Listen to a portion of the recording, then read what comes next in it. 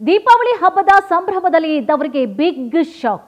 ಮನೆ ಮುಂಭಾಗದಲ್ಲಿ ರಾತ್ರಿ ನಿಲ್ಲಿಸಿದಂತಹ ಬೈಕ್ಗಳು ಬೆಳಗ್ಗೆ ನಾಪತ್ತೆಯಾಗಿದೆ ನೋಡಿ. ಸಿಸಿಟಿವಿ ಪರಿಶೀಲನೆ ಸಂದರ್ಭದಲ್ಲಿ ಕಳ್ಳರ ಕರಾಮತ್ತು ಬಯಲಾಗಿದೆ. ಮನೆಯ ಮುಂಭಾಗದಲ್ಲಿ ನಿಲ್ಲಿಸಿದಂತಹ ಬೈಕ್ಗಳು ಬೆಳಗ್ಗೆ ಎದ್ದು ಬಂದು ನೋಡಿದ್ರೆ ನಾಪತ್ತೆ. ಸಿಸಿಟಿವಿ ಪರಿಶೀಲನೆ ಮಾಡಿ ನೋಡಿದ್ರೆ ಅಲ್ಲಿ ಕಳ್ಳರು ಎತ್ಕೊಂಡು ಹೋಗಿದ್ದಾರೆ. 3 ಬೈಕನ್ನು ತಳ್ಕೊಂಡು ಹೋಗಿದ್ದಾರೆ ಕತ್ತರ್ನ ಕಿರಾತಕರು. ಆದರ್ಶ್ ಎಂಬುವರ ಬೈಕನ್ನು ಹೊತ್ಕೊಂಡು ಹೋಗಿದ್ದಾರೆ ಕದೀಮ್ರು. 3 ಕಳ್ಳರಿಂದ ಬೈಕ್ ಕಳ್ಳತನ ಆಗಿದೆ. ಸಿಸಿಟಿವಿಯಲ್ಲಿ ಈ ಒಂದು ದೃಶ್ಯಾವಳಿಗಳು ಕೂಡ ಸರಿಯಾಗಿದೆ.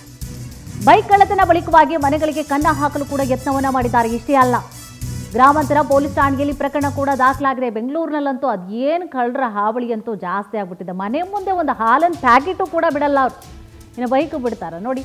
ಬೈಕ್ಗಳು ಹೆಂಗೆ ಎತ್ಕೊಂಡು ಹೋಗ್ತಾ ಇರುವಂತಹ ಘಟನೆಯನ್ನು ಕೂಡ ಗಮನಿಸ್ತಾ ಇದ್ದೀರಿ. ಇನ್ನು ಶಿವಮೊಗ್ಗದಲ್ಲಿ ಆಗಿರುವಂತಹ ಘಟನೆ ಇದು. ರಾಜ್ಯದಾದ್ಯಂತ ಕಳ್ಳರ ಹಾವಳಿ ಜಾಸ್ತಿ ಆಗ್ಬಿಟ್ಟಿದೆ.